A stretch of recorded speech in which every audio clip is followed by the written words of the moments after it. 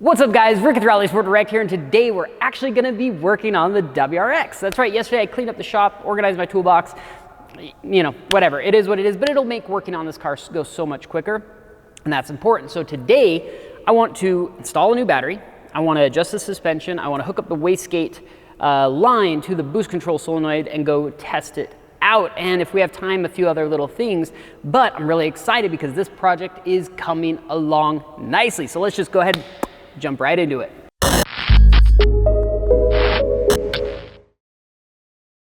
All right, so here is the old battery. This is actually, I made this tie down, well, kind of, I modified this tie down because nobody makes, at least that I'm aware of, a proper tie down for a 15 plus. So let's go ahead and get this thing off. Oh, it is going good. How you doing? Good, just Yep. But rough date. When are you thinking? A week from tomorrow? That should give us plenty of time, like plenty of time.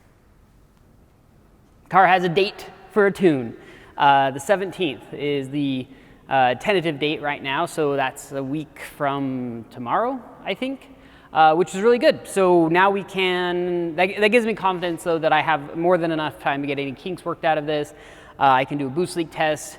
I think he's got a smoke machine, so we could even do a smoke test, and then I'd also like to do a compression check on it, make sure everything's good.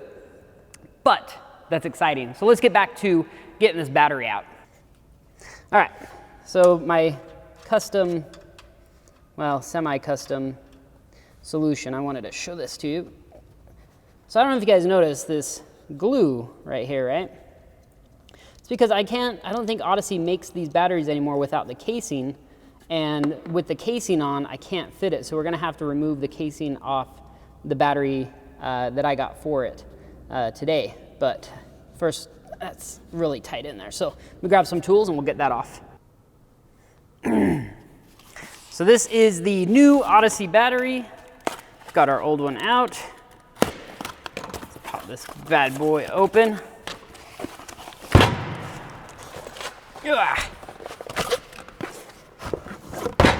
Okay, and I wanted to show you guys the case. So these new ones come with these cool cases on them, but I had to take it off because it wouldn't fit. However, I had this underneath the battery, right? So this was sat between the chassis of the car and the battery itself. I'm wondering if I can just leave that off and mount that with the case. So I think we should try that out. But either way, new battery. I'm stoked.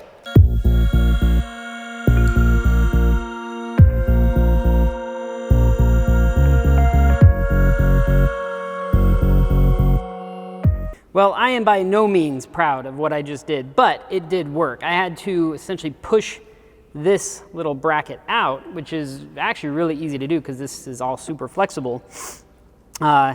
And I was able to get that on. So it's on and it's tight. Everything's good. So let's see if it starts. Oh, well, we have lights. That's good. And here we go.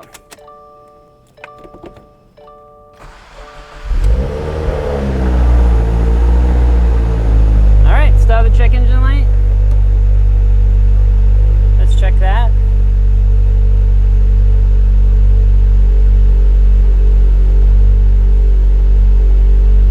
Okay, let's clear that.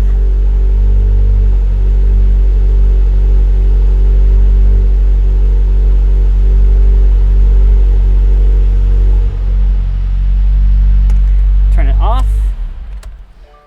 Has it been 15 seconds yet? Okay, close enough. Let's do it.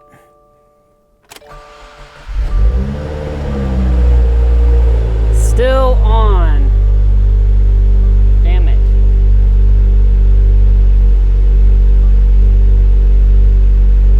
Well, I don't know. We'll mess with that later. Okay, let's get the car on the lift.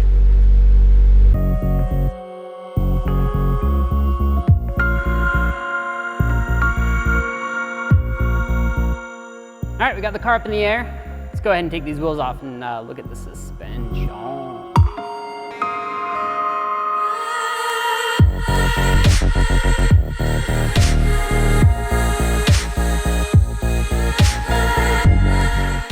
So when I talked to ISC, first they are going to send me the cups, which I'm really excited about, so we can get those installed once they get here. But he told me, he's like, make sure the preload is set correctly, and it's 5 millimeters. Now what preload is basically how loaded up this spring is just sitting at this normal ride height. So in order to do that, first thing we have to do is loosen these collars up. Let's see here, what am I doing? There we go.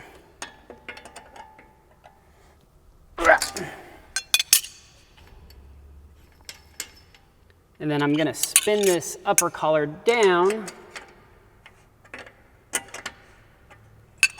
until there's wiggle room in that spring.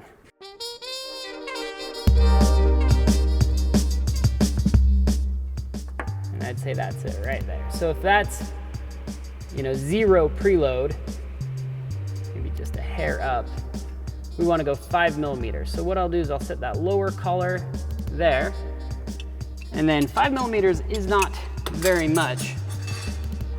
And then without touching the lower collar, I want to have a 5 millimeter gap between them.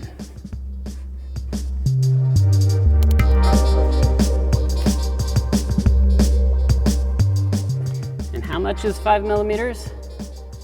About that much. So you can either measure with, that looks just about perfect. So then we can go ahead and lock that.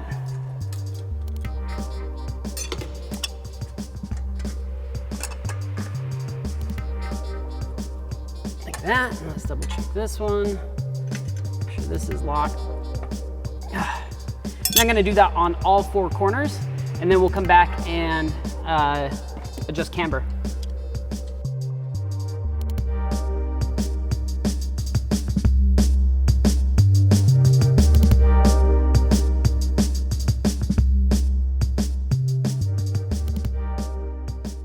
All right, now that I've got the preload all set, let's adjust camber. So this is probably the easiest adjustment in my opinion. You literally take your 5 millimeter hex key, loosen these bad boys up. Then you can just take your strut and move it wherever you want. So let's get these just a little bit looser. And we'll go about, we'll do 2 notches.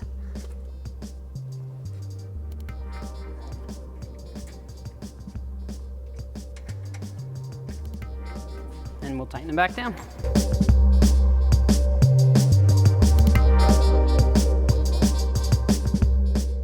All right, we got the suspension all wrapped up. Now I'm not gonna adjust the height because ISC sending us those air cups, so we'll mess with that later. But I got the camber dialed in, I got the preload set, and I got the damper adjustments put on and set to 5 from stiff. So it's pretty soft, so we'll see how that works. But I have a surprise. There's some guy, I don't know if his name is Joe Nizzle or John Izzle. Every video he comments about stock end links because we're still running the stock end links on that WRX. So I have a little surprise for you. So up here in my whatever goodie boxes, let's see, that's not right. I know, I'm pretty sure I've got, so there's rear spherical bearings, and I don't really want spherical. I swear I had a set of, there's another spherical urethane. That's what we want, right? There. So Perrin is awesome, and they just sent us a bunch of stuff. So John Izzle or Joe Nizzle, whatever your name is, this is for you. We're gonna get these installed. So what I'll do is I'll go ahead and get the car up in the air. We'll get these on, and then we're going, oh wait, no, we still need to hook up the boost reference to the wastegate, and then we'll go for a drive. So let's get these end links installed. We'll hook up the wastegate, and we'll be on our way.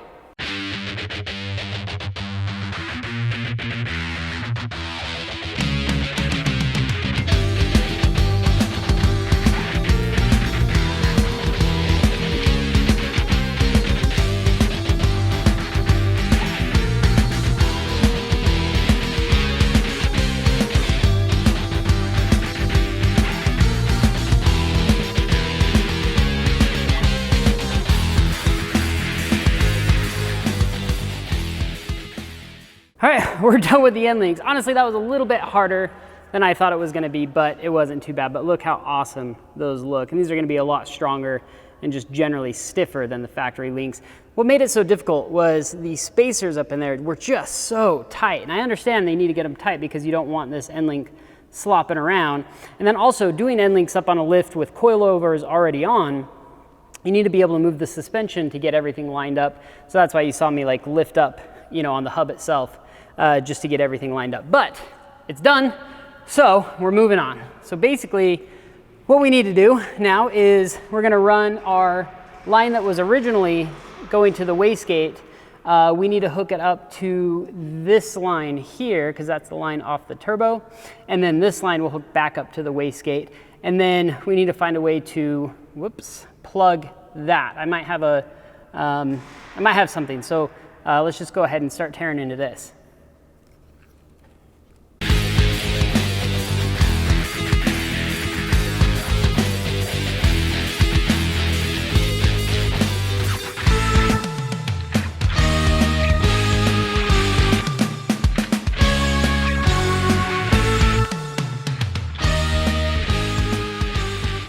Got it. So we got that plugged up there, and whoops, there we go.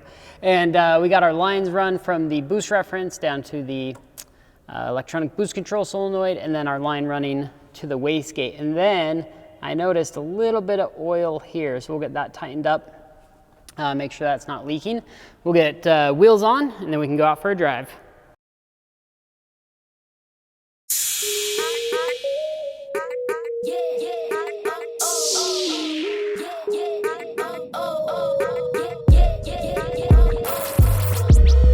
All right, I think we're ready to go for a drive. This car's got some grunt down low, weird. Okay, so I'm gonna flip this around. We're gonna drive with one hand, and second gear, here we go.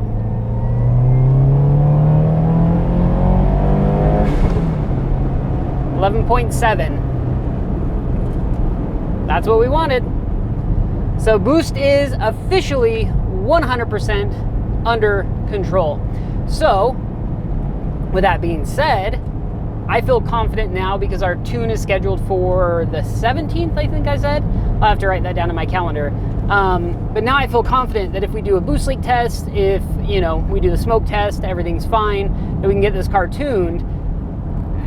Finally we can get this car tuned. So I would be so stoked on that.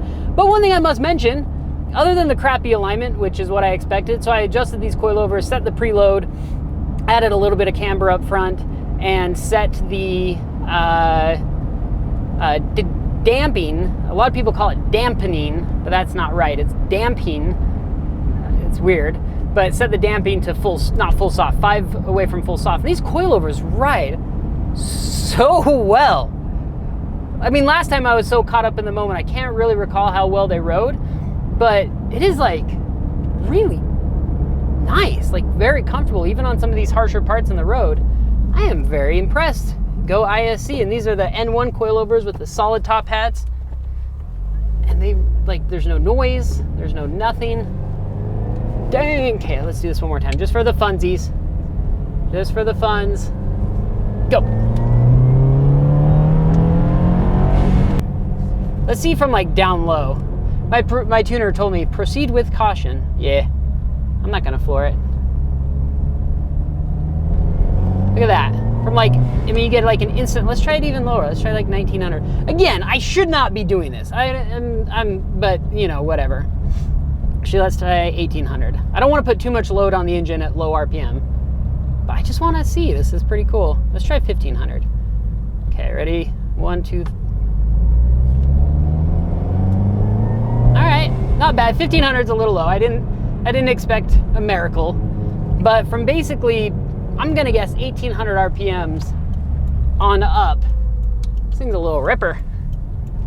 This thing is a little ripper. Watch the boost gauge. The camera will pick up on it. Okay, I'll go down to 2000 RPMs and go.